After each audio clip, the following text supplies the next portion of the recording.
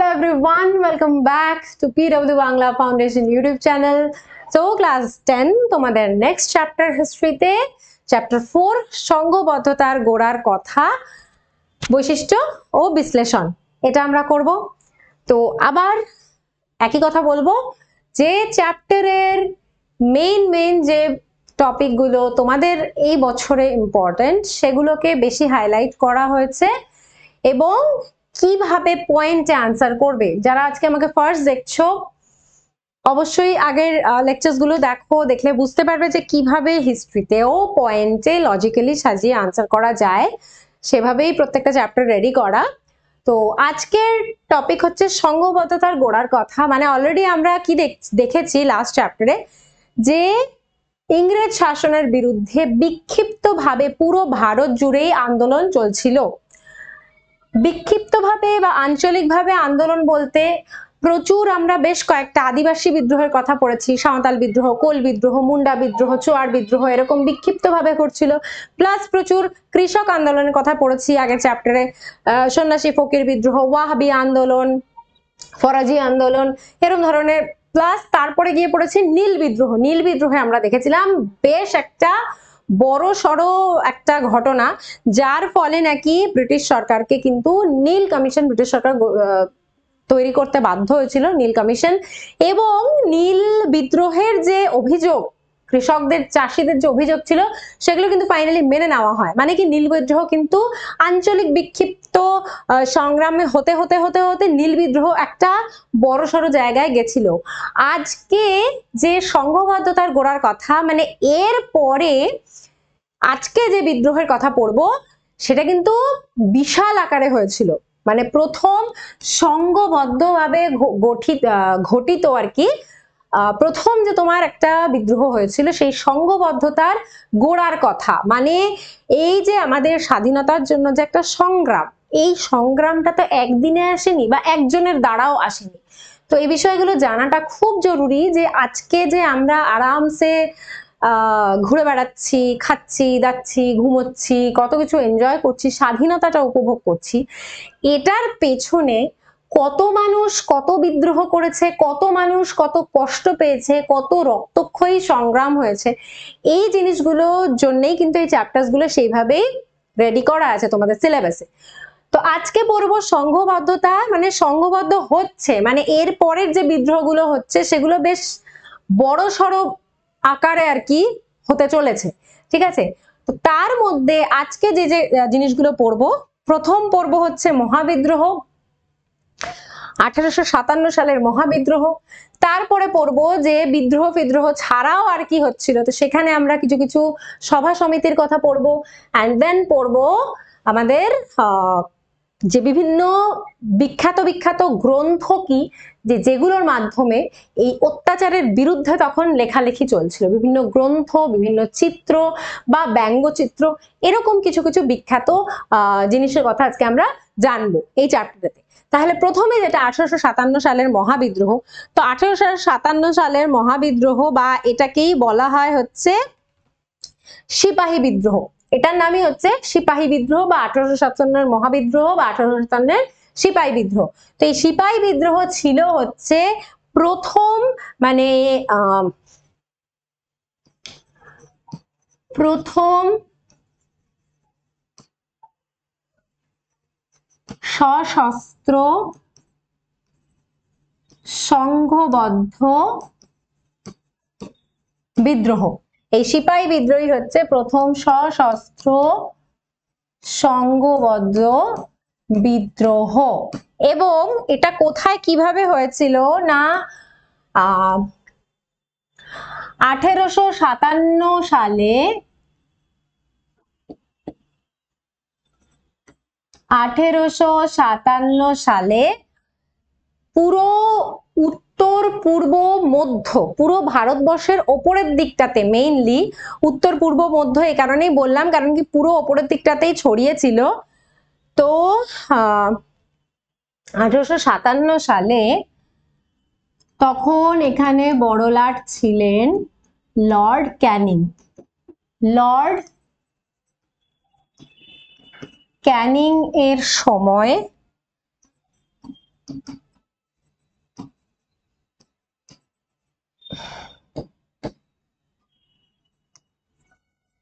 শাসনকালে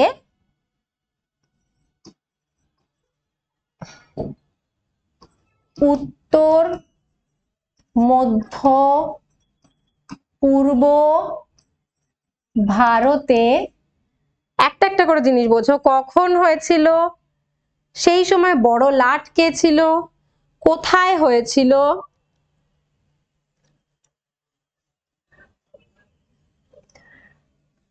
ভারতে বিস্তীর্ণ অঞ্চল জুড়ে। এবার হচ্ছে আসল মজা, ইস্ট ইন্ডিয়া কোম্পানির সিপাহীদের, মানে আলটিমেটলি ব্যাপারটা বুঝতে পারছো যে এই সিপাহী যারা, সিপাহী বিদ্রোহের সিপাহীদের যে কথা বলছি, তো এই সিপাহীরা কিন্তু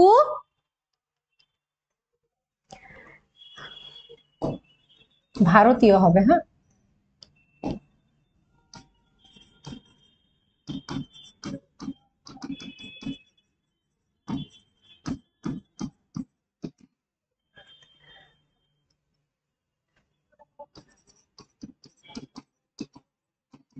ইংরেজ শাসনের বিরুদ্ধে সশস্ত্র সংগ্রাম, এইটা হচ্ছে সিপাহী বিদ্রোহ। মজার ব্যাপারটা কি, মজার ব্যাপারটা হচ্ছে এইখানে কি বললাম দেখো, কবে হয়েছিল 1857 সালে।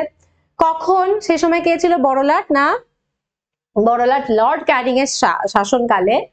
কোথায় হয়েছিল, উত্তর, পূর্ব ও মধ্য ভারতের বিস্তীর্ণ অঞ্চলে। কারা করেছিল, ইস্ট ইন্ডিয়া কোম্পানির যারা ভারতীয় সিপাহী, এই বিষয়টাতে আমি আসছি। তো ইস্ট ইন্ডিয়া কোম্পানির ভারতীয় সিপাহীদের কাদের বিরুদ্ধে, ইংরেজ শাসনের বিরুদ্ধে সশস্ত্র সংগ্রাম। ইস্ট ইন্ডিয়া কোম্পানির ভারতীয় সিপাহী, এইখানে হচ্ছে মজাটা। কি মজা, ওরা যে আমাদের দেশে এসে এত কাণ্ড করেছিল, ওদের সিপাহীরা কিন্তু ভারতীয়ই ছিল। ওরা কিন্তু ওদের মানে ইউরোপ থেকে সিপাহী ধরে ধরে আনেনি, ভারতীয়দেরই নিজেদের গার্ড বানিয়ে রেখেছিল, ভারতীয়দেরই নিজেদেরকে সিপাহী বানিয়ে রেখেছিল, এবং এই সিপাহীরাই ইংরেজদের রক্ষা করত। এবং রক্ষা করত বলেই কিন্তু তারা এতটা হচ্ছে মানে এখানে সদর্পে ঘুরে বেড়াতো। মজাটা কোথায় হলো, যারা তোমাদেরকে রক্ষা করছে সেই সিপাহীদেরই কিন্তু তোমরা বঞ্চিত করেছো, এইখানে ছিল প্রবলেম। মানে যে সিপাহীরা ইংরেজদের রক্ষা করছে, ইংরেজ শাসন মানে ইংরেজ শাসনের সময় ব্রিটিশ ইন্ডিয়া ইস্ট ইন্ডিয়া কোম্পানির যে শাসক যারা ছিল, তাদেরকে এই সিপাহীরাই কিন্তু রক্ষা করত। কিন্তু সেই ইস্ট ইন্ডিয়া কোম্পানি কিন্তু সিপাহীদের প্রতি ভীষণ উদাসীন ছিল, তাদের বিভিন্ন বিষয়ে বঞ্চিত রেখেছিল, তাদের একদম স্বল্প মাইনে দিত, তাদের প্রচন্ড বেশি খাটাতো, তাদের অবজ্ঞা করা হতো। মানে সব মিলিয়ে ভীষণভাবে সিপাহীদের মধ্যে বিক্ষোভ ছিল। এই বিক্ষোভটা ছিল তাহলে কার বিরুদ্ধে, ইংরেজ শাসনের বিরুদ্ধে। এবং তার জন্যই হলো প্রথম সশস্ত্র সংঘবদ্ধ বিদ্রোহ, সেটাই হচ্ছে সিপাহী বিদ্রোহ। ক্লিয়ার? সিপাহী বিদ্রোহের এবার ঘটনাগুলো কি কি ছিল না, প্রথম 1857 সালে বহরমপুরে দেশীয় পদাতিক বাহিনীর বিদ্রোহ শুরু হয়েছিল।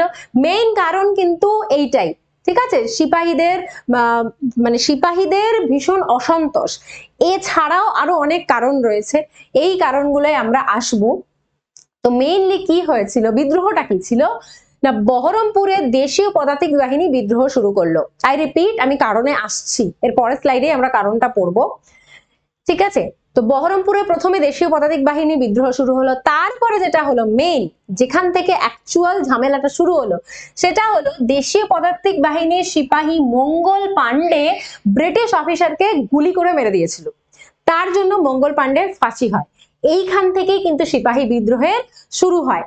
তো মে মাসে তারপরে মিরাট সেনা ছাউনিতে বিদ্রোহ শুরু হলো, প্রথমে বহরমপুরে, তারপরে ব্যারাকপুরে, তারপরে মে মাসে মিরাট সেনা ছাউনিতে। এবং ধীরে ধীরে কি হলো, সিপাহীরা দিল্লি দখল করলো, এবং সেই সময় মুঘল সম্রাট ছিলেন দ্বিতীয় বাহাদুর শাহ। সেই দ্বিতীয় বাহাদুর শাহকে হিন্দু মুসলিম নির্বিশেষে সিপাহীরা নিজেদের সম্রাট বলে ঘোষণা করেছিল। তার মানে কি, যে পুরো মানে এই যে সংঘবদ্ধ আন্দোলন কেন বলা হচ্ছে, মানে ব্রিটিশরা অত্যাচার করতে করতে এমন পর্যায়ে পৌঁছে গেছে যে লোকে আর তখন হিন্দু মুসলিম খ্রিস্টান বৌদ্ধ জৈন সব মাথায়, তখন হচ্ছে না এদেরকে এখান থেকে তাড়াতে হবে। তো সবাই মিলে তখন যে মোগল সম্রাট ছিল দ্বিতীয় বাহাদুর শাহ বা বাহাদুর শাহ জাফর, তো তাকেই হচ্ছে নিজেদের সম্রাট বা হিন্দুস্তানের সম্রাট বলে মেনে নিয়েছিল। এবং কোন জায়গাটায় হলো না, আজমগড়, রোহিলাখন্ড, বেনারস, কানপুর, ঝাঁসি, লখনৌ, গোয়ালিয়র, এই সমস্ত জায়গায়। মেন নেতা কে কে ছিলেন? তাতিয়া টোপি, নানা সাহেব, খান বাহাদুর খান, কুমার সিং, রানী লক্ষ্মীবাই। ভেরি ইম্পর্টেন্ট, পুরুষের বেশে উনি কিন্তু এই লড়াইতে নেমেছিলেন, উনি নিজে ছিলেন একজন রানী। বিদ্রোহে সামিল হয়েছিল কারা কারা, কোন কোন বর্গের মানুষরা? না কৃষক, তালুকদার, পাসি, গুজর, ভাট্টি প্রভৃতি নিম্ন বর্গীয় মানুষেরা প্রথমে এই বিদ্রোহে প্রাথমিকভাবে জয়েন করেছিল। কিভাবে? কি দ্বারা? ঢাল, তরোয়াল, কুঠার, তীর, ধনুক সব নিয়ে। কিন্তু ব্রিটিশদের অবভিয়াসলি তাদের যা তোমার ধরো যুদ্ধে যাওয়ার বা সংগ্রামের তাদের যা প্রস্তুতি, তার কাছে এগুলো কিছুই নয়।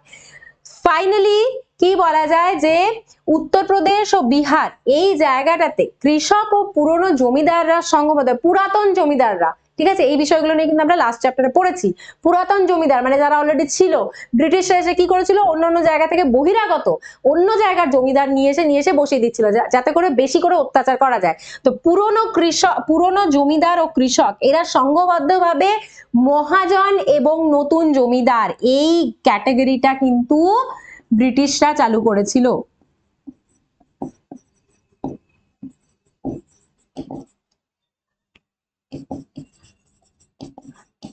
ব্রিটিশ দ্বারা নির্বাচিত এই মহাজন ও নতুন জমিদার তাদের উপরে অত্যাচারটা চালিয়েছিল সমগ্র উত্তরপ্রদেশ ও বিহার জুড়ে।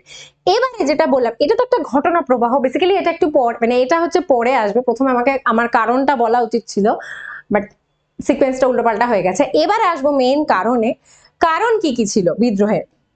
কারণ ছিল, প্রথম কারণ হচ্ছে এই দুটো হচ্ছে সিপাহী বিদ্রোহের মেজর কারণ। ফার্স্ট হচ্ছে সিপাহীদের বঞ্চিত করা, সেকেন্ড হচ্ছে এনফিল্ড রাইফেলের টোটা। সিপাহীদের বঞ্চিত করা মানে আমি অলরেডি বলেছি, প্রচন্ড কম বেতন দেওয়া হতো, বেশি বেশি করে খাটানো হতো, তাদের ভীষণ অবজ্ঞা করা হতো, ঠিক আছে। তাদের মানে দেখো ওরাই আমাকে রক্ষা করছে, তো আমার তো তাদের কথা একটু ভাবা উচিত, কিচ্ছু ভাবা হতো না। তার ফলে সিপাহীদের মনে দিনের পর দিন ধরে একটা মানে বিক্ষোভ, অসন্তোষ এগুলো জমা হতে শুরু করেছিল। এবং তাদের উপরেও কিন্তু জমিদার মহাজন এদের ভীষণ ভীষণ রকমের অত্যাচার চলতো। তো মেইন সিপাহীরা বঞ্চিত, কেন বঞ্চিত ছিল বললাম, খুব বেতন কম ছিল, তাদের অবজ্ঞা করা হতো, তাদের উপর শোষণ এবং অত্যাচার করা হতো, তার ফলে সিপাহীদের মধ্যে একটা বিক্ষোভ দেখা দিয়েছিল। তারপরে বিদ্রোহের কারণগুলোকে আমরা যদি ভাগ করি, বিদ্রোহের কারণকে এই রকম কতগুলো ভাগে ভাগ করা যেতে পারে। ফার্স্ট রাজনৈতিকে কি আসছে, যে তখন ব্রিটিশরা কি করতো, যদি কোনো অঞ্চল মনে হলো যে না এখানে ঠিকঠাক শাসন কার্য সম্পন্ন হচ্ছে না, রাজা পারছে না, রাজ্য দখল করে নাও। সেকেন্ড কি ছিল, সত্ত্ববিলোপ নীতি। সত্ত্ববিলোপ নীতি অনুযায়ী কি না, যদি কোনো রাজা অপুত্রক অবস্থায় মারা যায় তাহলে তার রাজ্য দখল করে নাও, এইভাবে রাজ্য দখল করে নিত। এবং আরেকটা যেটা কারণ ছিল সেটা হচ্ছে যে ডেফিনেটলি মোগল সম্রাটের সে সময় মানে মোগল সম্রাটের তখন শেষ অবস্থা, পতনের দিকে, এবং সেই সম্রাটের এতটা যে ক্ষমতা হ্রাস, তার জন্যই কিন্তু ওরা আরো চর্চা করে বেড়ে উঠেছিল ব্রিটিশরা। এই গেল আমাদের রাজনৈতিক কারণ।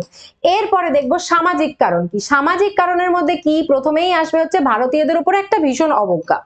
ভারতীয়দের দ্বারা কিছু হবে না, ভারতীয়রা খালি ওই সেবা করবে, বেগার খাটবে, এই সমস্ত কাজ, সিপাহী হিসেবে আমাদেরকে রক্ষা করবে। তো তার জন্য ভারতীয়দের কোন রকম সরকারি উঁচু পদেও বসানো হতো না, উঁচু পদে কি সরকারি পদই দেওয়া হতো না চাকরির ক্ষেত্রে। প্লাস ভারতীয় বিভিন্ন সামাজিক প্রথা সেগুলোকেও কিন্তু নিষিদ্ধ করা হয়েছিল। ঠিক আছে, ভারতীয় বিভিন্ন সামাজিক প্রথাকেও কিন্তু নিষিদ্ধ করা হয়েছিল। এক সেকেন্ড,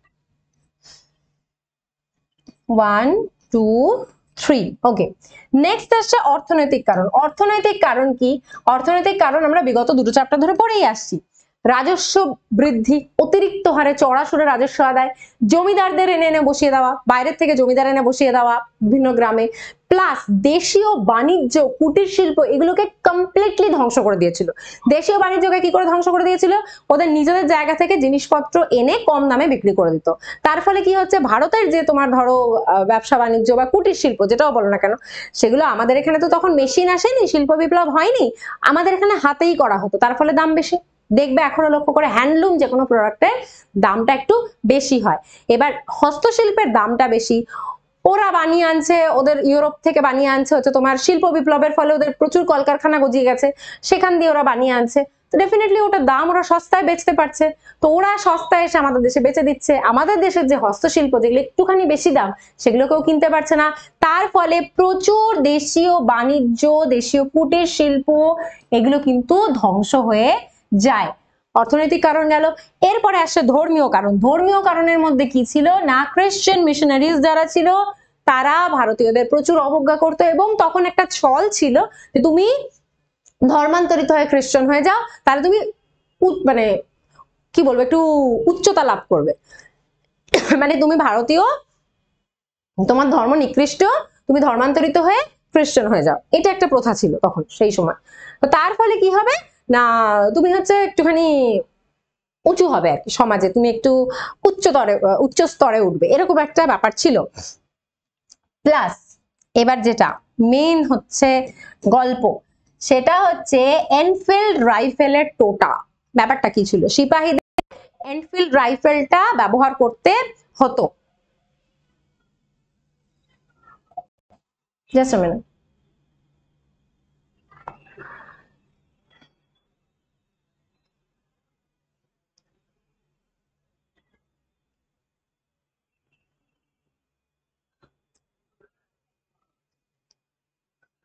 ওকে, সো এনফিল্ড রাইফেলটা কি ছিল, সিপাহীরাই ব্যবহার করতো। কেন?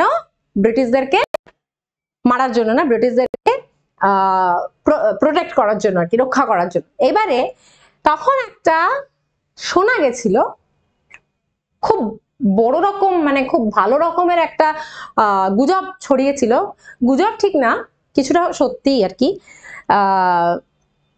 কিন্তু এটা কিন্তু ব্যাপকভাবে তখন ছড়িয়ে পড়েছিল সিপাহীদের মধ্যে। শোনা গেছিল যে এই যে এনফিল্ড রাইফেল যেটা ইউজ করছো তোমরা, সেটা কি করতে হতো, মুখ দিয়ে ওটাকে খুলতে হতো। এবারে যে মুখ দিয়ে যেটা খুলবে সেই টোটাটার মধ্যে শুয়োর, গরু, এদের চর্বি মিশিয়ে দেওয়া হচ্ছে, ঠিক আছে? তার ফলে কি হলো, মানে এটা অ্যাকচুয়ালি ঘটেছিল আর কি, কিন্তু সেটা গুজব হয়ে প্রথমে লোকের কানে এসেছিল, সিপাহীদের কানে এসেছিল যে এরকম এরকম করা হচ্ছে। ব্রিটিশরা তো আর এসে বলবে না আমরা এগুলো করেছি, বাট এটা করা হয়েছিল এবং প্রথমে তাদের কানে এটা এলো, সিপাহীদের কানে, তো এরকম করা হচ্ছে। ডেফিনেটলি যারা হিন্দু মুসলিম সিপাহী তাদের একটা ধর্মচ্যুত হওয়ার ইয়ে থাকলো, গরুর চর্বি, ওদিকে শুকরের চর্বি, তো তার ফলে তাদের মধ্যে একটা ধর্মচ্যুত হওয়ার একটা সমস্যা, মানে ভয় দেখা দিল।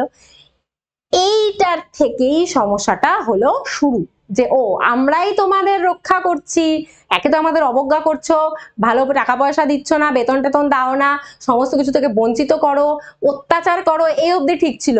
এবারে নাকি আমরা যে কাজটা করছি সেইখানেও আমাদের ধর্মচ্যুত করার ধান্দা, যে ওখানেও গরু আর শুয়োরের চর্বি মিশ্রিত টোটা বানাচ্ছ, তাতে করে মুখ দিয়ে খুলতে গেলে আমাদের ওটা সমস্যা হয়। এইবারে লাগলো হচ্ছে অ্যাকচুয়াল আগুনটা। এইটা হচ্ছে এনফিল্ড রাইফেলের টোটার পুরো বিষয়টা। এইবারে হচ্ছে অ্যাকচুয়াল সমস্যাটা শুরু হলো, এবং সেই সমস্যা থেকে তাহলে আমরা কি পেলাম, মেজর প্রবলেম হচ্ছে এই জায়গাটা। তো একটু একটু করে তো বিভিন্ন ধরনের অসন্তোষ জমা হচ্ছিল, ফাইনালি এনফিল্ড রাইফেলের টোটা একদম পুরো উড়িয়ে দিল পুরো জিনিসটাকে, পুরো একদম যে পুরো প্রাসাদ বানিয়ে এখানে বসেছিল পুরো উড়িয়ে দিল। দিয়ে কি হলো যে আলটিমেটলি কিন্তু ব্যাপক বিদ্রোহ শুরু হলো। এবার বিদ্রোহের কি ব্যাপার স্যাপার সেটা আমরা ফার্স্ট স্লাইডে পড়েছি। এরপরে আসবো মহাবিদ্রোহের চরিত্র প্রকৃতি, খুব গুরুত্বপূর্ণ একটা প্রশ্ন, কি করে এটার আনসার করব, কি করে আনসার করব। তো এইভাবে আনসারটা করবে, হ্যাঁ এরকম ভাবে আনসার করে দিও না খাতায়, এটা তোমাদের বোঝার জন্য জাস্ট একটা ইয়ে করা আছে, বাট প্রপারলি লিখবে পয়েন্ট করে করে। তো মহাবিদ্রোহের চরিত্র প্রকৃতি বলতে গেলে প্রচুর জন এটাকে প্রচুর রকম ভাবে ব্যাখ্যা করেছেন। কি রকম, কেউ বলেছে জাতীয় বিদ্রোহ, কেউ বলেছে সিপাহী বিদ্রোহ, কেউ বলেছে ভারতের প্রথম স্বাধীনতা সংগ্রাম। তো একটা একটা করে আসছি। প্রথম এটাকে কেউ কেউ বললেন সিপাহী বিদ্রোহ। কারা বলেছিলেন? জন লরেন্স, জন কে, দাদাভাই নওরোজি প্রমুখ। ওনারা কি বললেন? সিপাহীরা নিজেদের জন্য করেছিল, ওদের নিজেদের সমস্যা হয়েছিল, নিজেরা বিদ্রোহ করেছিল এবং শুধুই সিপাহীরা এটাতে অংশগ্রহণ করেছিল। তার জন্য এটা সর্বোপরি সামগ্রিকভাবে সিপাহী বিদ্রোহ, আর কারোর এটাতে কিছু করার ছিল না। সাধারণ মানুষ বা আরো যারা যারা ছিল সবাই এই বিদ্রোহ থেকে, শিক্ষিত সমাজ বা সাধারণ মানুষ এই বিদ্রোহ কেউ অংশগ্রহণ করেনি এবং যারা দেশীয় রাজা ছিল তারাও ইংরেজদের সমর্থন করেছিল, এদের না, সিপাহীদের না। সো দ্যাট ইজ ওয়াই এটা হচ্ছে সিপাহী বিদ্রোহ। এটা এনারা বললেন, এনাদের মত অনুযায়ী হচ্ছে এটা হলো। তারপরে আসছে জাতীয় বিদ্রোহ কারা কারা বলেছিল। অনেকে আবার বলল কি এটা জাতীয় বিদ্রোহ। তো ইংল্যান্ডের পার্লামেন্টের বেঞ্জামিন ডিসরেলি উনিও বলেছেন এটা, যে এটা জাতীয় বিদ্রোহ। হোমস, ডাফ, গুরুত্বপূর্ণ কে? Karl Marx. কার্ল মার্কস এটাকে কিন্তু জাতীয় বিদ্রোহ বলেছে। কি না, প্রাথমিকভাবে শুধু সিপাহীদের সমস্যা হলো, শুধু সিপাহীরা বিদ্রোহ করলো, এটা শুরু হলেও পরবর্তীতে কিন্তু এটা গণ আন্দোলনে পরিণত হয়েছিল, যে পুরো সমাজের সবাই একসাথে ঝাঁপিয়ে পড়েছিল। এবং তার প্রমাণস্বরূপ এখানে কি বলা হয়েছে না, মুঘল শেষ সম্রাট যিনি, সেই দ্বিতীয় বাহাদুর শাহকে ধর্ম বর্ণ নির্বিশেষে হিন্দু মুসলমান সবাই একসাথে নিজেদের জাতীয় সম্রাট বলে মেনে নিয়েছিলেন এবং ওনাকে কিন্তু হিন্দুস্তানের সম্রাট বলে, পুরো হিন্দুস্তানের সম্রাট বলে ওরা মেনে নিয়েছিল। তার জন্য এটাকে গণ আন্দোলন বা জাতীয় বিদ্রোহ বলা হয়ে থাকে। তারপরে বিনয় সাভারকর, বিনয় দামোদর সাভারকর। তো বিনয় সাভারকর কি বলেছিলেন? যে ভারতের প্রথম স্বাধীনতা সংগ্রাম, সিপাহী বিদ্রোহকে বলেছিলেন ভারতের প্রথম স্বাধীনতা সংগ্রাম।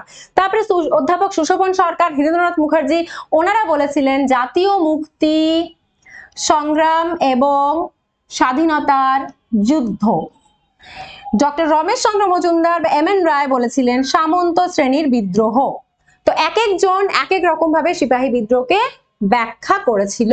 তো এই হচ্ছে আমাদের সিপাহী বিদ্রোহের প্রকৃতি বা চরিত্র বা যেটাও বলো না কেন, যে এক একজন এক এক রকম ভাবে এটার ব্যাখ্যা দিয়েছিলেন। যে ভারতের প্রথম স্বাধীনতা সংগ্রাম, তার মানে কি স্বাধীনতার পথে যে আমরা এগিয়ে এসেছি, এটার ক্ষেত্রে প্রথম যে সংগ্রাম, একটা স্বাধীনতা সংগ্রাম, একটা বড় আকারে যে একটা পুরো জাতীয় রূপে যে একটা সংগ্রাম হয়েছিল, সেটা হচ্ছে ভারতের প্রথম স্বাধীনতা সংগ্রাম, ওই জন্য এটাকে বলা হয়েছে।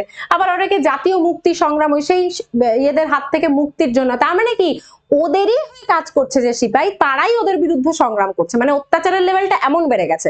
এতদিন অব্দি কি হচ্ছিল? এতদিন অব্দি হচ্ছে না হয় অন্য মানুষ করছিল, অন্য সম্প্রদায় করছিল, বাট এখন ওদেরই নিজেদের যারা সিপাহী তারাই ওদেরকে আর সহ্য করতে পারছে না। তো এই ছিল হচ্ছে সিপাহী বিদ্রোহের চরিত্র ও প্রকৃতি। তো এবারে এই বিদ্রোহের প্রতি প্রত্যেকটা প্রশ্ন বা প্রত্যেকটা টপিক কিন্তু তোমাদের আসে, ঠিক আছে? তো শিক্ষিত বাঙালি যে মানে ছিল, বাঙালি সমাজ ছিল, তারা কিভাবে দেখেছিল? তো সিপাহী বিদ্রোহ অ্যাকচুয়ালি কিন্তু ভীষণ একটা নৃশংস এবং ভীষণ দুঃখজনক ঠিক বলবো না, বাধ্য হয়েছিল বেসিক্যালি। কেউই তো খুব আনন্দ করে বিদ্রোহ করে না। খুব নৃশংস আচরণ এবং এই যে এত বিশৃঙ্খলতা, সেটা শান্তিপ্রিয় বাঙালি খুব ভালোভাবে মেনে নেয়নি। শান্তিপ্রিয় বাঙালিদের কিন্তু এটা খুব একটা পছন্দ হয়েছিল না। আচ্ছা, তো তার জন্য বিভিন্ন পত্র পত্রিকায় বিদ্রোহের বিরুদ্ধে মত প্রকাশিত হয় এবং দুর্গাদাস বন্দ্যোপাধ্যায় কি বলেছিলেন যে যদি এই বিদ্রোহের ফলে ব্রিটিশ শাসনের অবসান ঘটে, মানে এক একজনের চিন্তাধারা এক এক রকম, যে যদি বিদ্রোহের ফলে ব্রিটিশ শাসনের অবসান ঘটে তাহলে আবার সেই মুসলিম শাসন, মানে মুঘল সাম্রাজ্যের শাসন বা সামন্ততান্ত্রিক ব্যবস্থা, সেগুলো ফিরে আসবে। তার মানে বেসিক্যালি ভালোভাবে যে মেনে নেয়নি, তার কার কার কি কি অভিমত ছিল সেটা এবার বেরিয়ে দেখো। কিশোরী চাঁদ মিত্র, সন্তুচরণ মুখার্জি, হরিশচন্দ্র মুখার্জি, যদুনাথ সর্বাধিকারী, ঈশ্বরচন্দ্র গুপ্ত, এনারাও এর সমালোচনা করেছিলেন বিভিন্ন পত্রপত্রিকার মাধ্যমে। British Indian association, national Mohammedan association, এরাও কিন্তু সমালোচনা করেছিল। দুর্গাদাস বন্দ্যোপাধ্যায়, বিদ্রোহী বাঙালি এবং কালীপ্রসন্ন সিংহ, হুতুম প্যাঁচার নকশা, এই দুটোতে লিখেছেন যে বাঙালিদের পক্ষে ইংরেজদের বিরুদ্ধে মুখ খোলাটা সহজ ছিল না, বিভিন্ন কারণে বাঙালিরা ইংরেজদের বিরুদ্ধে মুখ খুলতে পারেনি, কারণ বাঙালিদের একটা বরাবর পাশ্চাত্য প্রীতি, ইংরেজ প্রীতি এই একটা ব্যাপার ছিল সামহাও, যার জন্য আমরা দেখেছি এর আগে যে নব্যবাবু একটা সংস্কৃতি বা একটা কালচার, যেটা হচ্ছে হুতুম প্যাঁচা নকশাতে উনি লিখেছেন, এই বিষয়টা গড়ে উঠেছিল। এবং সংবাদ প্রভাকর পত্রিকাতে আবার লক্ষ্মীবাইয়ের ব্যঙ্গ করা হয়েছিল। তো এই ছিল হচ্ছে বাঙালিদের মনোভাব সিপাহী বিদ্রোহের প্রতি। এবারে সিপাহী বিদ্রোহের ফলাফল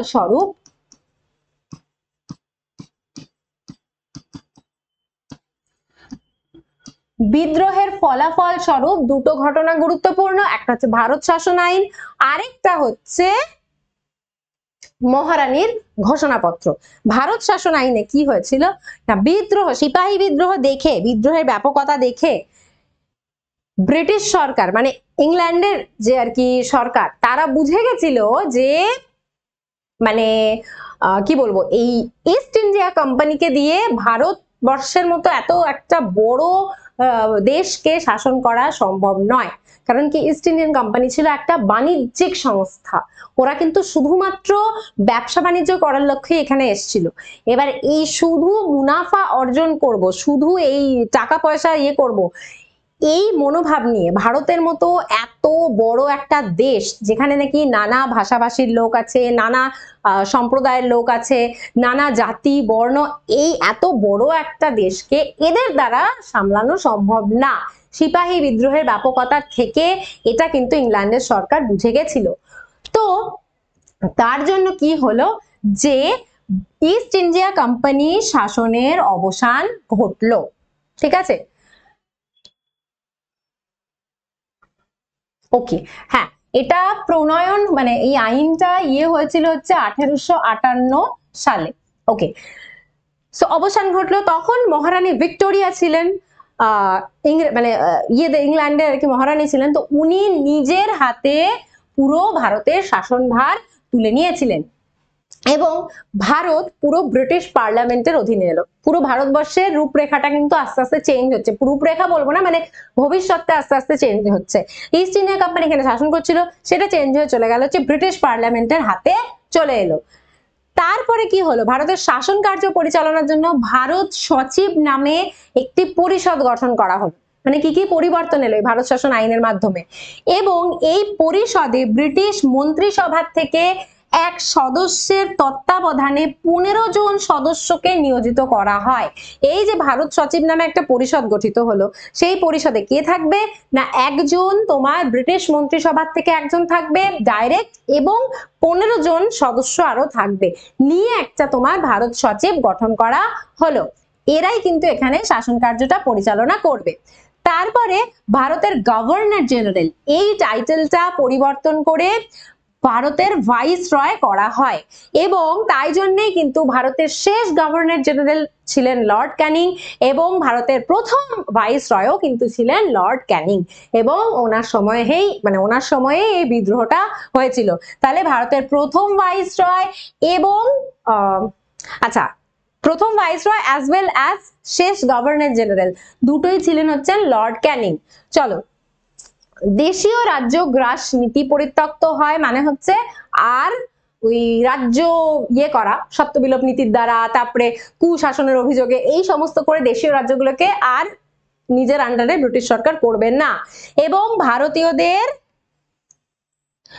উচ্চ পদে নিয়োগ করা হবে। এইগুলো হলো ভারত শাসন আইনের ফলে বলা হলো। এবার এলো মহারানীর ঘোষণাপত্র।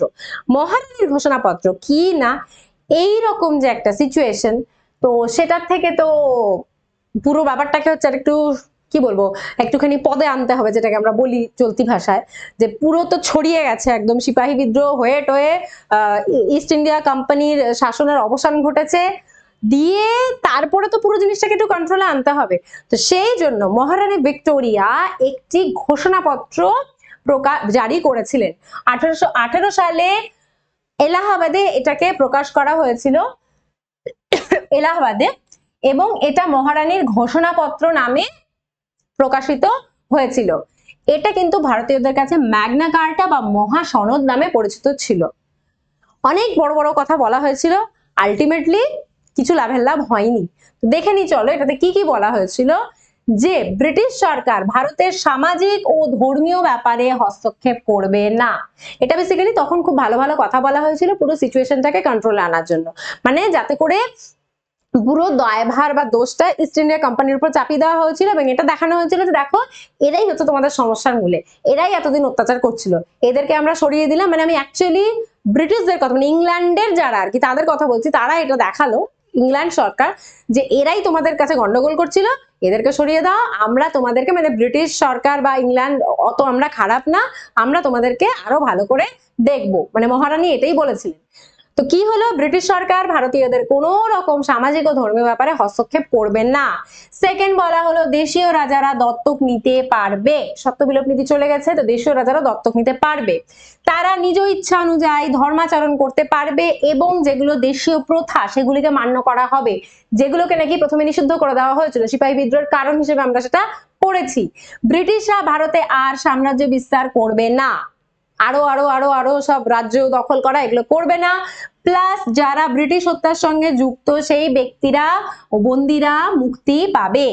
তারপরে কি হলো না, যোগ্যতা অনুযায়ী সরকারি চাকরিতে নিয়োগ হতে পারবে, এরকম নয় যে ভারতীয় বলে তারা সরকারি চাকরি পাবে না, বা ভারতীয় নয় বলে ভারতীয় বলে সরকারি চাকরি পাবে না, বা ভারতীয় বলে উচ্চ পদে নিযুক্ত হতে পারবে না, এরকম কিন্তু আর জিনিসটা থাকবে না, যে যার যোগ্যতা থাকবে সেই ভালো চাকরি পাবে বা সরকারি চাকরি পাবে। এবং ফাইনালি যেগুলো এই ইস্ট ইন্ডিয়া কোম্পানির সাথে দেশীয় রাজ্যগুলোর যে চুক্তি ছিল সেগুলো মেনে নেওয়া হবে, মানে আগে যেগুলো চুক্তি ছিল সেগুলো থাকবে, ভালো যেগুলো আর কি ছিল সেগুলো মেনে নেওয়া হবে এবং প্রত্যেক রাজাকে বা প্রত্যেক ইয়েকে আর কি যথাযথ মর্যাদা দেওয়া হবে, প্রতিটা দেশীয় রাজ্যকে এবং এখানকার জনসাধারণকে। এই সমস্ত এত কিছু বলা হয়েছিল ঘোষণাপত্রে, কিন্তু আলটিমেটলি কিন্তু এগুলো কিছুই লাভের লাভ খুব একটা হয়নি, কারণ আবার কিন্তু সেই অত্যাচার বিভিন্ন রকম ভাবে শুরু হয়েছিল। তো এই ছিল মহাবিদ্রোহ।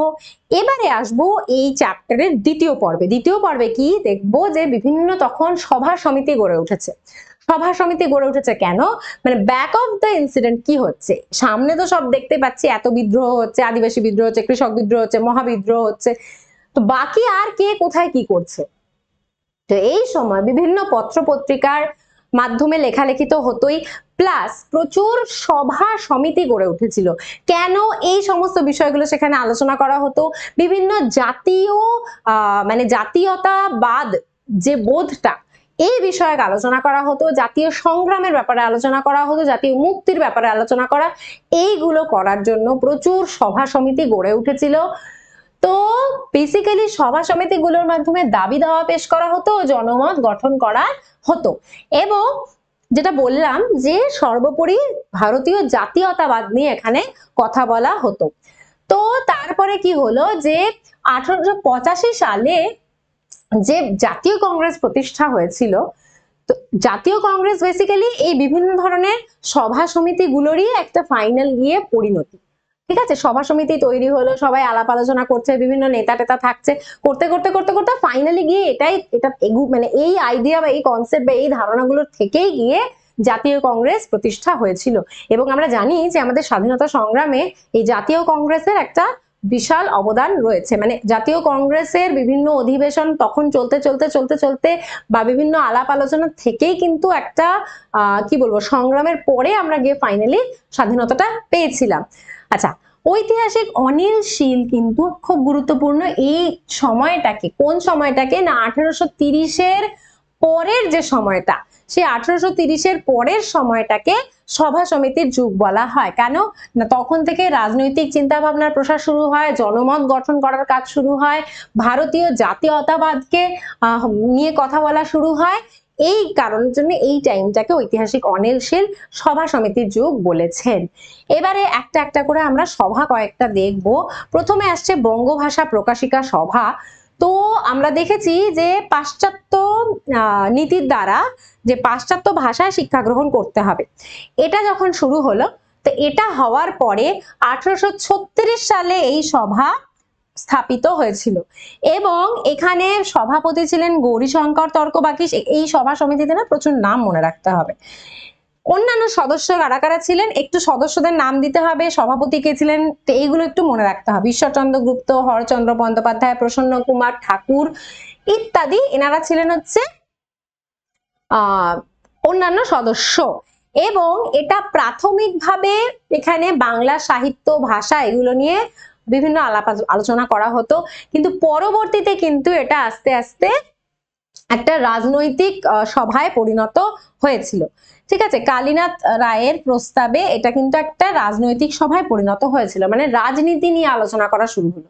প্রাথমিকভাবে এটা ছিল হচ্ছে সাহিত্য সংস্কৃতিমূলক আলোচনা করার জায়গা, সেখান থেকে কনভার্ট হয়ে হলো রাজনৈতিক আলোচনা করার একটা জায়গা।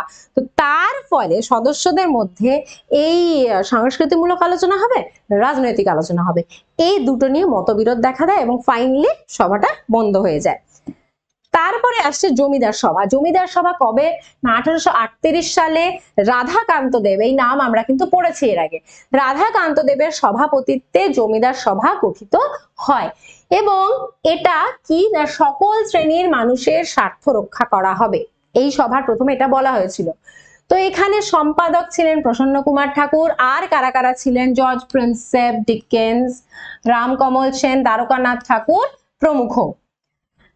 আচ্ছা, এই সময় কি হয়েছিল? প্রচুর ইউরোপীয়রা ভারতে এসে বসবাস করতে শুরু করেছিল, এবং ভারতে এসে বসবাস করতে শুরু করার জন্য তারাও জমিদার সভায় যোগদান করে। তো ওরাও দেখলো যে আমি দেখি একটু কি হচ্ছে, কি সভা সমিতিতে কি আলোচনা হচ্ছে, তো ওরাও যোগদান করলো। তো ব্রিটিশ সরকার তখন একটা নিষ্কর জমি বাজেয়াপ্ত করা হবে এইরকম একটা নীতি নিয়েছিল, মানে যে সমস্ত জমি থেকে কর আদায় করা সম্ভব হচ্ছে না সেটাকে বাজেয়াপ্ত করা হবে। বেসিক্যালি যে সমস্ত ধরো কৃষকরা বলো বা জমিদাররা বলো দিতে পারছে না, কর দিতে পারছে না, রাজস্ব দিতে পারছে না, সেগুলোকে বাজেয়াপ্ত করে নেওয়া হবে। এর বিরুদ্ধে জমিদার সভা প্রথম সরব হলো, এবং তার ফলে কি করেছিল যে একটা গ্রামে 50 বিঘা জমিকে নিষ্কর ছেড়ে দেওয়া হয়েছিল, যে ঠিক আছে 50 বিঘা জমি কেউ কর দেয়নি, বাবা বাজেয়াপ্ত করতে হবে না, ছেড়ে দাও। ঠিক আছে, ব্রিটিশ সরকার ছেড়ে দিয়েছিল। কেন না, এই জমিদার সভা কিন্তু এই নিষ্কর জমি বাজেয়াপ্ত করার যে একটা সেটার বিরুদ্ধে জমিদার সভা সরব হয়েছিল। নেক্সট আসছে ব্রিটিশ ভারত সভা। ব্রিটিশ ভারত সভা নববঙ্গ গোষ্ঠীদের উদ্যোগে, নববঙ্গ গোষ্ঠী কারা ছিল আমরা পড়েছি এর আগে, ডিরোজিওর যারা অনুগামী তাদের নিয়ে যে গোষ্ঠী গঠিত হয় সেটাই ছিল নববঙ্গ গোষ্ঠী। তো তোমার তাদের উদ্যোগে ব্রিটিশ ইন্ডিয়া সোসাইটি স্থাপিত হয়।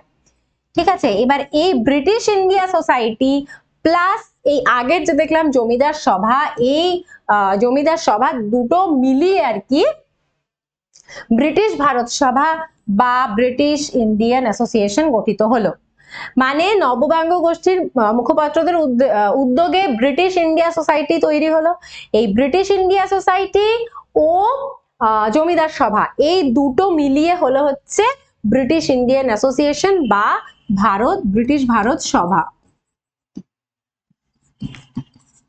ব্রিটিশ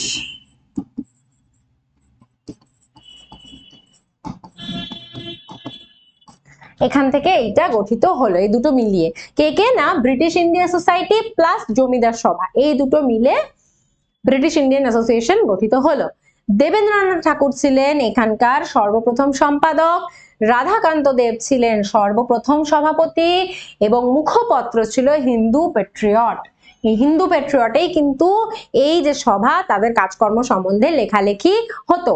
তো এটা ছিল প্রথম সর্বভারতীয় একটা রাজনৈতিক সংগঠন, মানে কি এটা বেশ বড় সড়ো এর প্রভাব ছিল, সর্বভারতীয় একটা রাজনৈতিক সংগঠন। আচ্ছা, এই রাজনৈতিক সংগঠন কিছু কিছু খুব শক্ত শক্ত পদক্ষেপ নিয়েছিল। কিরকম না, আইসিএস পরীক্ষায় পরীক্ষার্থীদের বয়স কমিয়ে দেওয়া হয়েছিল, মানে একটা পরীক্ষায় বসার জন্য যতটা বয়স দরকার তার থেকে বয়সটা কমিয়ে দিয়েছিল, ব্রিটিশরা করেছিল এটা। এর বিরুদ্ধে প্রথম ব্রিটিশ ভারত সভা সোচ্চার হয়েছিল, এবং হেইলবেরি কলেজ তুলে নেওয়ার জন্যও তারা দাবি জানিয়েছিল। এই দুটো হচ্ছে ভারত সভার মূল পদক্ষেপ। তো এটা মূলত জমিদার ও অর্থবান সমাজের প্রতিষ্ঠান ছিল। তার জন্য কি হলো যে সমাজের সব স্তরের মানুষ অব্দি কিন্তু এই সভা পৌঁছাতে পারেনি। নেক্সট আসবো ভারত সভা। খুব গুরুত্বপূর্ণ, 1876 সালে সুরেন্দ্রনাথ বন্দ্যোপাধ্যায়, সুরেন্দ্রনাথ বন্দ্যোপাধ্যায় হচ্ছে প্রধান মুখ্য নাম এখানে, আনন্দমোহন বসু, শিবনাথ শাস্ত্রী, এদের উদ্যোগে ইন্ডিয়ান অ্যাসোসিয়েশন বা ভারত সভা প্রতিষ্ঠিত হয়। সুরেন্দ্রনাথ বন্দ্যোপাধ্যায় ছিলেন হচ্ছে এই সভার প্রতিষ্ঠাতা এবং উনি বাংলার মুকুটহীন রাজা নামে পরিচিত ছিলেন। খুব গুরুত্বপূর্ণ একজন ব্যক্তিত্ব। তো এই ভারত সভার মূল উদ্দেশ্য কি ছিল? ডেফিনেটলি জনমত গঠন করা, যেটা আমরা আগেই পড়ছি, জনমত গঠন করা, সমস্ত শ্রেণীর জনগণের মধ্যে ঐক্য স্থাপন করা, যেটা আমরা এর আগের সভাগুলোতে দেখছিলাম যে সমাজের উঁচু স্তরের মানুষের মধ্যে সীমাবদ্ধ থেকে যাচ্ছে বা কোথাও গিয়ে হয়তো মতভেদ হয়ে যাচ্ছে যে সাংস্কৃতিক মূলক হবে না রাজনৈতিক হবে, তো সবগুলো ওভারকাম করে এ ছিল হচ্ছে জনগণের মধ্যে ঐক্য স্থাপন করা, লক্ষ্য নিয়েছিল জনমত গঠন করা এবং ভারতবাসীর ন্যায্য দাবি পূরণের জন্য রাজনৈতিক আন্দোলন বা জাতীয়তাবাদ আন্দোলন যেটা, তো এইগুলো ছিল হচ্ছে মূল উদ্দেশ্য ভারত সভার। এই সময় লর্ড লিটনের শাসনকালে বেশ কয়েকটা দমনমূলক নীতি নেওয়া হয়েছিল যেগুলো বেশ প্রবলেমেটিক ছিল ভারতের জন্য। প্রথম হচ্ছে যেটা একটু আগেই বললাম যে 1877 সালে যে আইসিএস পরীক্ষা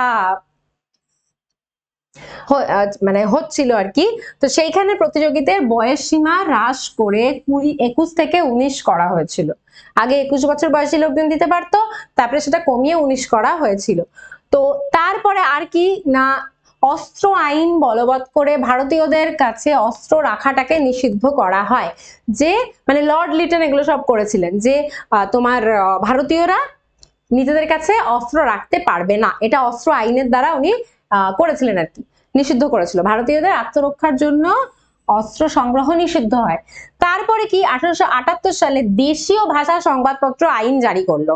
এই আইনটা দিয়ে কি হবে না, কোনো সংবাদপত্র মানে যেগুলো তোমার দেশীয় ভাষায় ছিল আর কি, সেই সমস্ত সংবাদপত্র ওপরে বিধিনিষেধ জারি করা হয়েছিল। দেশীয় ভাষায় প্রকাশিত সংবাদপত্রগুলোর উপরে বিধিনিষেধ আরোপ করা হয়েছিল।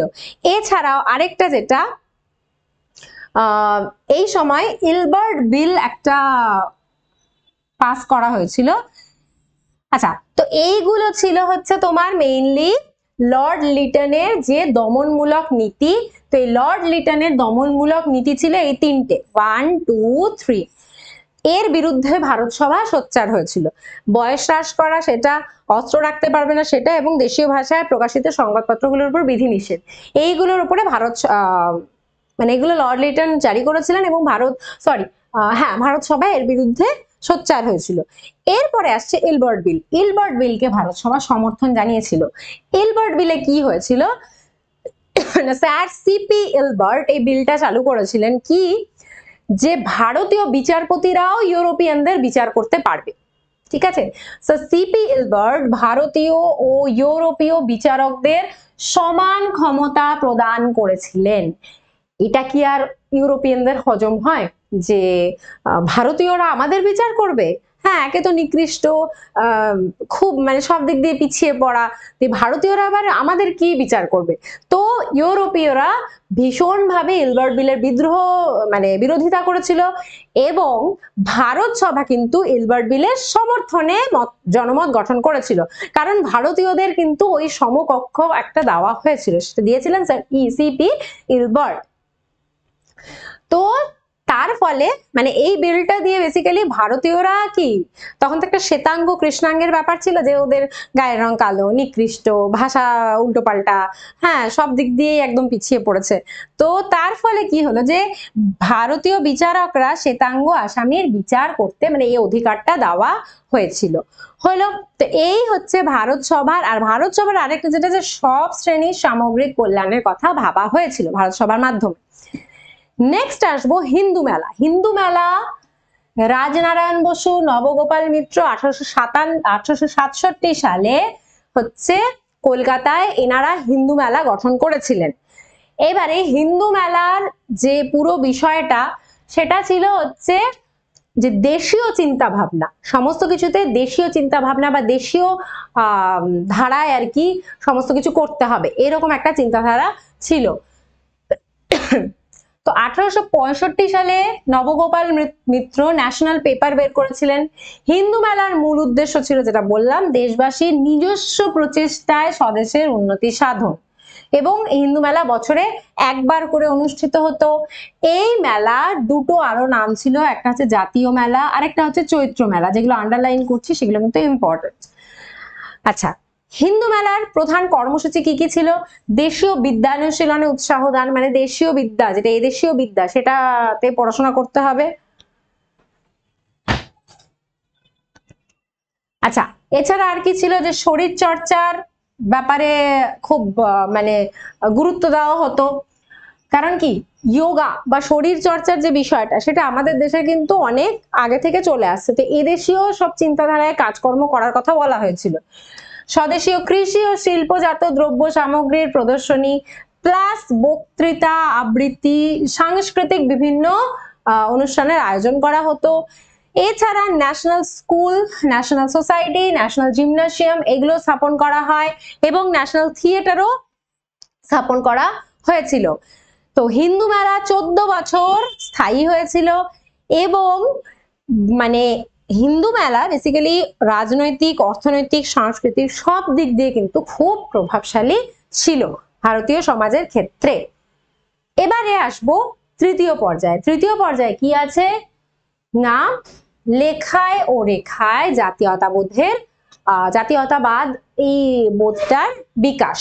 লেখায় মানে বুঝতেই পারছো, বই, উপন্যাস, এই সমস্ত। রেখায় মানে হচ্ছে চিত্র অঙ্কন, ঠিক আছে? তো লেখায় কারা কারা ছিল আগে দেখো। তো এই সময় কি হয়েছিল যে অত্যাচারের মাত্রাটা চূড়ান্ত পর্যায়ে গিয়ে পৌঁছিয়েছে তখন, ঠিক আছে? চতুর্দিকে বিদ্রোহ হচ্ছে, সবাই করছে, বিরোধিতা করছে। তো ব্রিটিশদের অত্যাচারের মাত্রাটা তীব্র হয়ে গেছিল তখন। তো প্রথম আনন্দমঠ বঙ্কিমচন্দ্র চট্টোপাধ্যায় লিখেছিলেন। কি কি? দেবী চৌধুরানী, আগের দিন আমরা পড়েছিলাম দেবী চৌধুরানীর কথা। দেবী চৌধুরানী, সীতারাম, আনন্দমঠে হচ্ছে তোমার এই বিষয়গুলো নিয়ে, যে কিরম আন্দোলন চলছে, কিরম বিদ্রোহ চলছে, এই বিষয়গুলো নিয়ে উনি প্রথম কথা বলেছিলেন। তো আনন্দমঠ, যেটা আমরা যে বিষয়টা নিয়ে বলছি, যে উপন্যাসটা নিয়ে বলছি, প্রথমে বঙ্গদর্শন পত্রিকায় প্রকাশিত হয় এবং পরে 1882 সালে বই হিসেবে এটা প্রকাশিত হয়েছিল। তো এই উপন্যাসে কি দেখানো হয়েছিল, যে বাংলার এক সংকটজনক সময়ের ছবি, যেটা বললাম যে অত্যাচারটা চূড়ান্ত পর্যায়ে পৌঁছে গেছিল। তো সেই সময়কার বাংলার একটা সংকটজনক ছবি, মানে কতটা যে মানুষ নিপীড়িত হচ্ছিল, এই বিষয়টা কিন্তু তুলে ধরা হয়েছিল। এবং 76-এর মন্বন্তরের সময়কার যে তোমার অসহায়তার কথা বা সন্ন্যাসী ফকির বিদ্রোহ, যেটা, তো এইগুলো কিন্তু আনন্দমঠে তুলে ধরা হয়েছিল। প্লাস জাতীয়তাবাদী চেতনা, ভারতে জাতীয়তাবাদী চেতনা, এই ব্যাপারটার উপরে প্রচুর গুরুত্ব দেওয়া হয়েছিল। কি বলা হয়েছিল, যে দেশ মানে শুধুমাত্র কিন্তু দেশ একটা জড়বস্তু এরকম না, দেশকে মাতৃভূমি রূপে পুজো করা, দেশ প্রেমই হচ্ছে ধর্ম, এবং এইটার জন্য সমস্ত কিছু ত্যাগ করার কথা বলা হয়েছিল। যে দেশ প্রেম বা দেশভক্তির জন্য সমস্ত কিছু ছেড়ে দেওয়া যায়, এবং আত্মবলিদানের কথা বলা হয়েছিল দেশ প্রেমের জন্য, আর কি, দেশ মাতাকে রক্ষা করার জন্য। তো এই দেশ প্রেমের জন্য উনি কি বলেছিলেন এই আনন্দমঠে, যে পাপের ফল কখনোই পবিত্র হয় না। তার মানে কি, এই যে এত পাপ করছে, এর ফল ওরা পাবেই ব্রিটিশরা, কিন্তু আমাদেরকে কি হবে, মানে দেশের জন্য নিজেদেরকে উৎসর্গ করতে হবে, দেশের কাজে নিজেদেরকে নিয়োজিত করতে হবে। দেশ প্রেমটাই হবে আমাদের ধর্ম, দেশ মাতার জন্যই আমাদের নিজেদেরকে উৎসর্গ করতে হবে। এইভাবে একটা জাতীয়তাবাদ বোধের একটা সঞ্চার করা হয়েছিল, জাতীয়তা বোধের একটা সঞ্চার করা হয়েছিল আনন্দমঠের মাধ্যমে। এবং বন্দে মাতরম ছিল এটার প্রধান অবদান। বন্দে মাতরম কিন্তু এখনো গাওয়া হয়, তখন বিভিন্ন বিপ্লবী আন্দোলনের সময় বন্দে মাতরম গাওয়া হতো। আর এই বন্দে মাতরমকে কিন্তু ফরাসি বিপ্লবের সময় যে জাতীয় সঙ্গীত ছিল ওদের লা মাসাই, তার সঙ্গে তুলনা করা হয়েছিল। এতটাই বন্দে মাতরম তখন এতটাই শক্তিশালী একটা সঙ্গীত ছিল। নেক্সট দেখবো বর্তমান ভারতের কথা। বর্তমান ভারত কে লিখেছিলেন? স্বামী বিবেকানন্দ। স্বামী বিবেকানন্দ আমরা জানি যে ওনার বিভিন্ন গ্রন্থ এবং বিভিন্ন বাণী, ওনার প্রচুর বাণী রয়েছে। তো এর দ্বারা দেশের যুব সম্প্রদায়কে স্বামী বিবেকানন্দ প্রচন্ডভাবে কিন্তু প্রভাবিত করেছিলেন।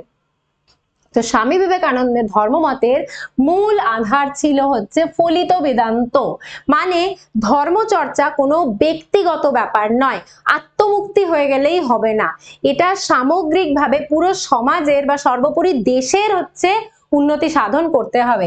তাহলে ধর্মচর্চা কোনো ব্যক্তিগত বা বিচ্ছিন্ন সাধন ভজন নয়, তা হচ্ছে জাতি ও সমাজের বিকাশের জন্য অপরিহার্য। আবার বলছি, আত্মমুক্তি মানে আমি ধর্ম টর্ম করলাম, সবকিছু করলাম টমলাম, বাবা আমার মুক্তি হলো, আমার এটা হলো, আমার এটা হলো, শুধু এটুকু করলেই হবে না। বা ব্যক্তিগত বিচ্ছিন্ন কোনো ব্যাপার নয়, যে নিজের কোনো ব্যাপার নয়, ঠিক আছে, নিজের টুকু হয়ে গেল না। স্বামী বিবেকানন্দ বলেছেন যে পুরো জাতি এবং সমাজের জন্য যেটা মানে ইয়ে করা, সেটাই হচ্ছে তার জন্যই ধর্মচর্চাটা প্রয়োজন। আচ্ছা, বিবেকানন্দকে ইটালির মাইকেলঅ্যাঞ্জেলোর সঙ্গে তুলনা করা হয়। ইটালির চিত্রকর মাইকেলঅ্যাঞ্জেলোর সঙ্গে তুলনা করা হয়েছিল বিবেকানন্দকে। উনি বাংলায় 4টি গ্রন্থ লিখেছিলেন এবং গ্রন্থগুলো কিন্তু খুব ফেমাস। কি কি? তার মধ্যে বর্তমান ভারত একটা, যেটা নিয়ে আমরা কথা বলবো। কি কি না, ভাববার কথা, পরিব্রাজক, প্রাচ্য পাশ্চাত্য এবং বর্তমান ভারত, এই 4টে খুব গুরুত্বপূর্ণ বাংলায় উনি বই লিখেছিলেন। আচ্ছা, বিবেকানন্দ আর কে ছিলেন? উনি শ্রীরামকৃষ্ণ, মানে ওনার আর কি পরিচয় ছিল? তো উনি শ্রীরামকৃষ্ণের প্রধান শিষ্য বা খুব প্রিয় শিষ্য ছিলেন, সব থেকে প্রিয় শিষ্য ছিলেন। রামকৃষ্ণ ছিলেন সাধক আর বিবেকানন্দ ছিলেন হচ্ছেন তার কর্মযোগী। ঠিক আছে, রামকৃষ্ণের দেখানো পথেই কিন্তু বিবেকানন্দ তার নিজের মত প্রচার করেছিলেন। তো বর্তমান ভারতে উনি কি বলেছেন? যে দেশবাসীকে বলেছেন যে দেশ প্রেমের জন্য উদ্বুদ্ধ হতে, সেই ব্যাপারে সাহস উনি জুগিয়েছেন। এবং স্বদেশ মন্ত্র, এটা নামের যে অনুচ্ছেদটা রয়েছে, সেখানে স্বামীজি স্বদেশের প্রতি আবেগ ও বলিষ্ঠ ব্যক্তিত্বের কথা, মানে ওনার যে একটা মানে ভারতবর্ষের প্রতি ওনার যে একটা আবেগ ছিল, বা উনি যে ভীষণভাবে বলেছেন যে ভারতবাসীকে সবাইকে এগিয়ে আসতে, যুব সম্প্রদায়কে স্পেশালি, যে দেশের জন্য নিজেকে নিয়োজিত করো। তো এই স্বদেশ মন্ত্র, এই অনুচ্ছেদটাতে এটা বোঝা যায়, মানে এইটা লেখা রয়েছে।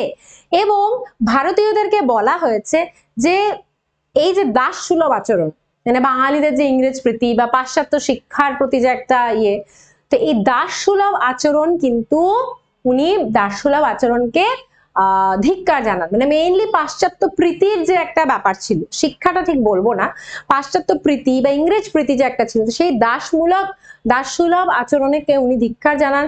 এবং ভারতীয় ঐতিহ্যকে উনি বলেন যে ভারতীয় ঐতিহ্যটাই কিন্তু আমাদেরকে মানে মেনে চলতে হবে ইন দ্য সেন্স, সেইভাবে সেই ঐতিহ্যের পথে গিয়েই আমাদেরকে দেশ মাতাকে বা ভারতবর্ষকে, আমাদের দেশকে স্বাধীন করতে হবে। তো এইভাবে উনি সবাইকে জাতীয়তাবাদ একটা এই বোধের প্রতি আর কি সবাইকে উদ্বুদ্ধ করেছিলেন। তো তার মতে ফাইনালি যেটা আমি বলেছি, যে দেশপ্রেম এবং সমাজ কল্যাণ দুটোই কিন্তু জরুরি ছিল। দেখো পুরো লেখাটা, মানে পুরো যে এতক্ষণ ধরে বললাম, আমরা যে আলোচনা করছি, তো এখানে কিন্তু দেশপ্রেমের কথাও বলা হচ্ছে, আবার সামগ্রিকভাবে সমাজ কল্যাণের কথাও বলা হচ্ছে। মানে শুধুমাত্র আমি নিজেরটুকু নিজে ধর্ম সাধনা করে বেরিয়ে গেলাম না, সামগ্রিকভাবে পুরো সমাজের জন্য যেন সেটা কাজে লাগে সেটা দেখতে হবে। প্লাস দেশপ্রেমের ভাবধারায় নিজেকে হচ্ছে উদ্বুদ্ধ করতে হবে। তার মানে কি, আলটিমেটলি যুব সম্প্রদায়কে উনি উদ্বুদ্ধ করেছিলেন যে যাতে করে ভারতবর্ষের প্রতি তারা আরো বেশি যত্নবান হয়। আচ্ছা, নেক্সট আসছে গোড়া। গোড়া লিখেছিলেন হচ্ছেন রবীন্দ্রনাথ ঠাকুর, এবং গোড়া লেখা হয়েছিল যে বাংলাতে যখন যে বঙ্গভঙ্গ বিরোধী আন্দোলন চলছিল, লর্ড কার্জনের সময় আমরা জানি বাংলা একটা পার্টিশনের ব্যাপার আর কি এসেছিল। তো এর বিরুদ্ধে যে আন্দোলন হয় সেটা হচ্ছে বঙ্গভঙ্গ আন্দোলন, বঙ্গভঙ্গ বিরোধী আন্দোলন, সরি। তো বঙ্গভঙ্গ বিরোধী আন্দোলনের প্রেক্ষাপটে রবীন্দ্রনাথ এই গোড়া উপন্যাসটা লিখেছিলেন। বঙ্গভঙ্গের বিরুদ্ধে যে তোমার আন্দোলন হয়েছিল, স্বদেশী আন্দোলন, সেই প্রেক্ষাপটে গোড়ার লেখা হয়েছিল।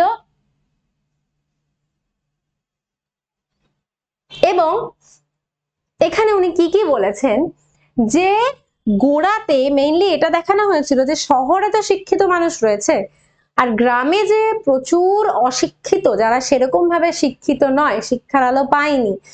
তো এই যে শহরের মানুষ আর গ্রামের মানুষের মধ্যে যে একটা বিশাল বৈষম্য, যে একটা বিশাল ফারাক সব দিক দিয়ে, এই বিষয়টা গোড়াতে কিন্তু খুব বিশাল ভাবে দেখানো হয়েছিল। শহরের মানুষ ও গ্রামীণ মানুষের মধ্যে যে বিরাট ফারাক, এই জিনিসটা দেখানো হয়েছিল। এবং উনি কি বলেছেন, যে এই গ্রাম্য ভারতবর্ষ যে কতটা বিচ্ছিন্ন, কতটা দুর্বল, সেটা ভেবে গোড়ার চিত্তক্লিষ্ট হতে লাগলো। খুব ফেমাস লাইন। আচ্ছা, তারপরে উনি এটা মানে গোড়ার মাধ্যমে এটা দেখিয়েছিলেন, পুরো ইয়েটার উপন্যাসটার মাধ্যমে, যে জাতি বর্ণগত প্রভেদ কিন্তু ভারতের এই স্বাধীনতার বা ঐক্যের পথে একটা বাধা।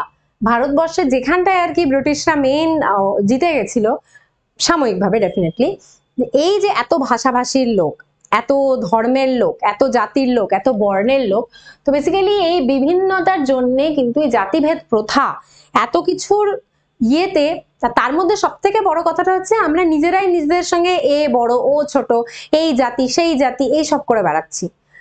সেইখানটাতেই ব্রিটিশরা কিন্তু আঘাতটা হেনেছিল। মানে ওরা এই যে আমাদের যে এই একটা নিজেরা নিজেদের সঙ্গে যে ঝামেলা, এটাকে আরো উস্কে দিয়ে নিজেরা হচ্ছে মাথায় চড়ে বসেছিল, নিজেরা শাসনটা করে যাচ্ছিল। ঠিক আছে, তো উনি এটাই বলেছেন যে জাতি বর্ণগত যে প্রভেদ, এটাই কিন্তু মেইন সমস্যা। এবং ব্রাহ্ম সমাজেও যে মতভেদ বা যে তোমার একটা বিরোধ বা তাদের যে একটা অসহিষ্ণুতা বা উচ্চ মান্যতা, একটা যে উচ্চতর একটা যে ভাবধারা আর কি, মানে আমরা হচ্ছি সর্বোৎকৃষ্ট এরকম, তো এই বিষয়টা নিয়েও কিন্তু উনি বলেছিলেন রবীন্দ্রনাথ ঠাকুর। এবং হিন্দু ধর্মের আরো কি করা হয়, প্রকৃত চরিত্র তুলে ধরা হয়েছিল। তো গোড়া এখানে গোড়ার মাধ্যমে কি দেখিয়েছিল, যে হিন্দু কোনো দল বা সম্প্রদায় নয়, এটা হচ্ছে একটা বৃহৎ জাতি, এই ব্যাপারটা উনি বোঝাতে চেয়েছিলেন। তো হিন্দু ধর্ম সমস্ত মানুষকে, মানে কি একটা ঐক্যবদ্ধভাবে যাতে মানুষ এগিয়ে চলে, বা ঐক্যবদ্ধভাবে যাতে ভারতীয়দের মধ্যে যাতে আরো আমরা যে যাতে ঐক্যবদ্ধভাবে থাকি, এই বিষয়টা কিন্তু তুলে ধরা হয়েছিল। তো গোড়ার ভাষায় কি, যে না আজ আমি ভারতবর্ষীয়, কোনো হিন্দু মুসলিম খ্রিস্টান এটা আমার পরিচয় নয়, আমি ভারতবাসী, এটাই হচ্ছে আমার পরিচয়। তো এইভাবে যেটা একটু আগে বললাম, যে বৈচিত্র্যতার মধ্যে সমন্বয় ব্যাপারটাকে তুলে ধরেছিলেন। বৈচিত্র্যের মধ্যে সমন্বয়, ইউনিটি ইন ডাইভার্সিটি, এটা থাকাটা খুব জরুরি। নইলে যদি বৈচিত্র্য থাকে, শুধু ডাইভার্সিটি থাকে, তাহলে কিন্তু কি হবে, লড়িয়ে দেয় মানুষ। এবার ইংরেজরা কিন্তু বেসিক্যালি আমাদেরকে লড়িয়ে দিয়েছিল এই বৈচিত্র্যতার জন্যে, কারণ কি আমাদের মধ্যে অতটা ঐক্য তখন ছিল না। কিন্তু এই বিভিন্ন আন্দোলন, তারপরে এই যে এত লেখালেখি হচ্ছে, এর মাধ্যমে আস্তে আস্তে কিন্তু আমরা ঐক্যবদ্ধ হয়েছিলাম ভারতবাসীরা। নেক্সট আসছে এবারে রেখায়। তিনটে পড়লাম লেখায় কি কি কে কে লিখেছেন, এরপরে আসছে রেখায় বা চিত্রাঙ্কনের মাধ্যমে কিভাবে কিভাবে তখন মানে কিরম কি হচ্ছিল। তো ভারত মাতাটা কে এঁকেছিলেন না, অবনীন্দ্রনাথ ঠাকুর। অবনীন্দ্রনাথ ঠাকুর প্রথম ভারত মাতার চিত্র এঁকেছিলেন। উনি বেঙ্গল স্কুল বা ওরিয়েন্টাল আর্টের ভিত্তি স্থাপন করেছিলেন, উনি প্রতিষ্ঠা করেন, এবং প্রথম ইউরোপীয় স্টাইলে চিত্র অঙ্কন শুরু করেছিলেন।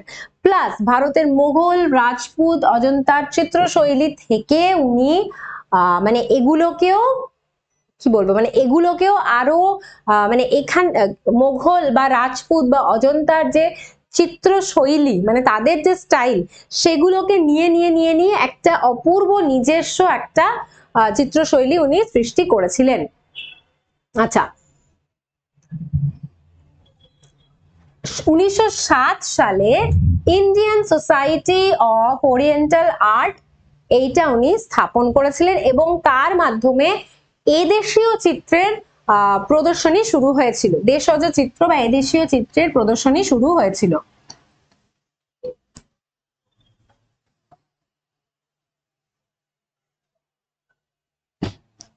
তো তার মানে কি, আমরা তো প্রথমে দেখলাম যে ইউরোপীয় স্টাইলে চিত্র অঙ্কন শুরু করলেন, তারপরে ধরো মোগলদের, কিছুটা রাজপুতদের, কিছুটা তারপরে অজন্তা ইলোরার থেকে নিয়ে বিভিন্ন চিত্র সম্ভার উনি ছবির আর কি মানে কি বলবো নিজে সৃষ্টি করেছিলেন। তারপরে এক শুধুমাত্র দেশীয় যে ইয়েটা ধারাটা চিত্র, সেই চিত্র বৈশিষ্ট্যগুলোকে উনি ফুটিয়ে মানে তুলে ধরার জন্যে প্রদর্শনীর আয়োজন শুরু করলেন, দেশজ চিত্র প্রদর্শনীর আয়োজন শুরু করলেন। কোথায়? ইন্ডিয়ান সোসাইটি অফ ওরিয়েন্টাল আর্টসে। এবং উনি ভারত মাতার চিত্র এঁকেছিলেন। ভারত মাতা এই চিত্রটা খুব তখন বিখ্যাত হয়েছিল এবং বিভিন্ন সভা সমাবেশে এটাকে রাখা হতো। ভারত মাতার এক্ষেত্রে দুটো দিক দেখানো হয়েছে, একটা হচ্ছে ভারত মাতা দশপ্রহরণধারিণী দেশমাতৃকা, আরেক দিকে দেখানো হয়েছে যোগিনী মূর্তি। মানে একদিকে ত্যাগের রূপটা দেখানো হয়েছে, আরেক দিকে দেখানো হয়েছে যে সর্বশক্তিমান, ঠিক আছে, দেশমাতা। তো এরকম ভাবে কিন্তু ভারত মাতার রূপ দেখানো হয়েছিল এবং মডার্ন রিভিউ পত্রিকায় এর প্রশংসা, মানে ভারত মাতার চিত্রটার প্রচুর প্রশংসা করিয়েছিল, ঠিক আছে।